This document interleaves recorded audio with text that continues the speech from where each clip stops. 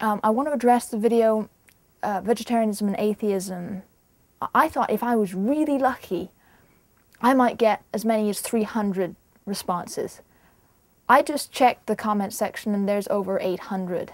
And oh shit. I mean, like, I'm very happy that you want to take part in that. I can't go through that many. I did a tally up of the first 150. There's a couple of problems with the way I laid it out too. Because of the title, I think that probably more vegetarians would have clicked on it in the first place.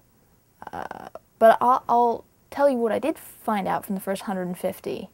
Between 19 and 22% of them were vegetarians or vegans if you added the vegetarians and vegans together. There are also quite, there's a larger number of vegans than I thought there would be too.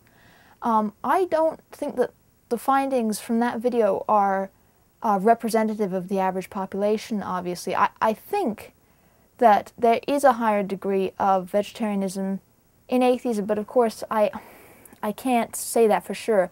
The average population in America of vegetarians is 2.5% of the American population of vegetarian. There was one interesting thing though. 2/3 of female atheists were vegetarian or vegan. I should have also asked for age because it's certainly much more popular amongst young adults to be vegetarian than it used to be. A lot of the point too of this channel was I really wanted to give a venue whereupon it's all open. You can always do video responses, comments, channel comments, ratings. That's fine. And I wanted everybody to be able to participate no matter what they had to say. That's that. On to some other things. Now, of course, like I said, I'm not actually interested in converting anybody to atheism. I am somewhat interested in encouraging vegetarianism because that directly impacts on me in a very real and calculable way. For example, this swine flu that's going around, avian flu, in fact every flu,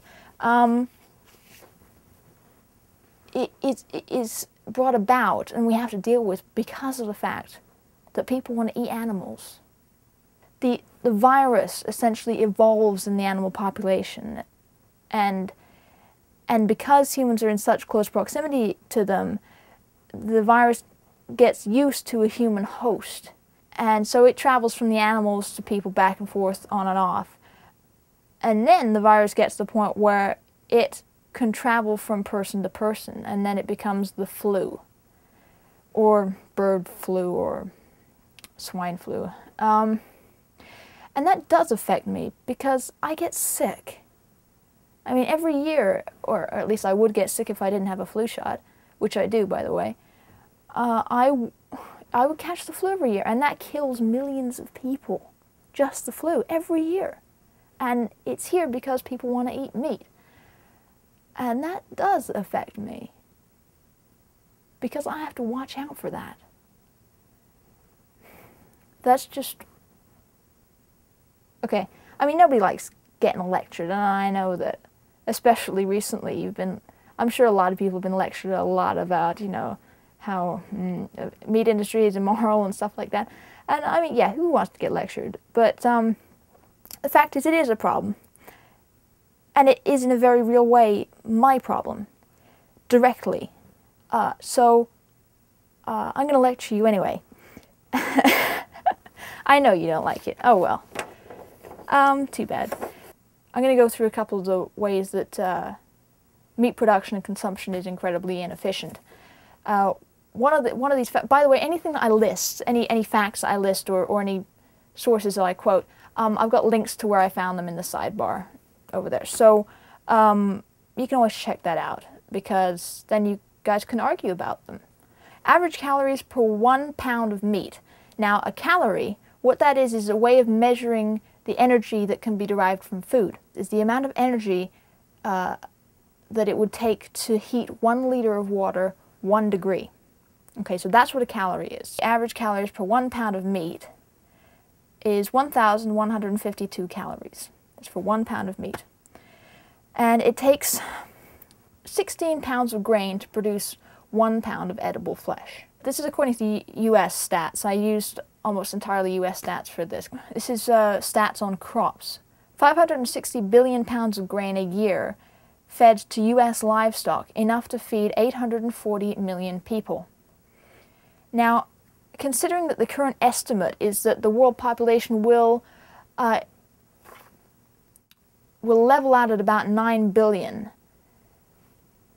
when you take that into account and the incredibly inefficient means of feeding the equivalent of 24,000 calories of grain to produce 1,150 calories of edible flesh, that's just not doable. It's not to mention the gas that's involved in shipping these animals around, shipping the food back and forth, and the amount of water too. Considering water is going to be, we're going to have a major water shortage in, probably less than a generation worldwide. That's also another big barrier for meat production because it takes a lot of water.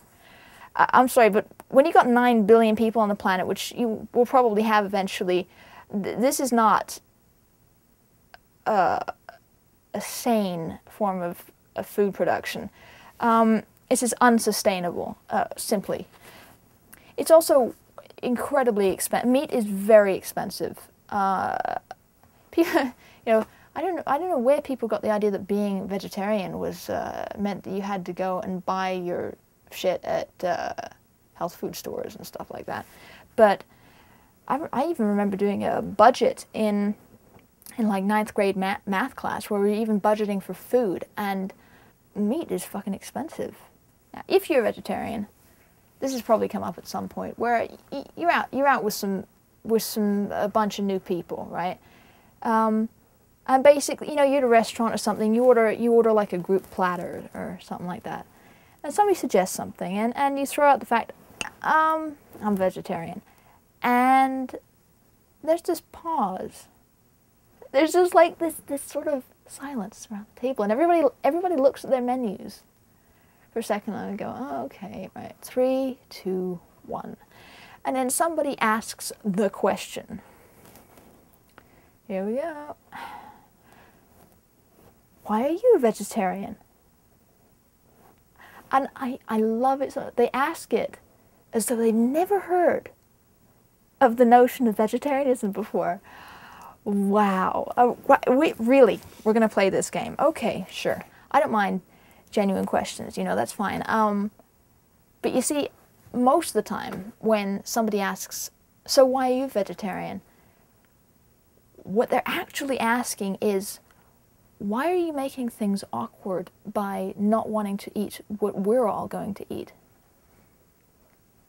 And I'm just, you see, I'm a little fed up with treating the question of, so why are you a vegetarian, as though it's a genuine question, because the reactions and stuff like that, it's pretty obvious that it isn't sometimes. So whenever anybody asks me, why are you a vegetarian? I just say, I do it to irritate people. And that usually goes over pretty well.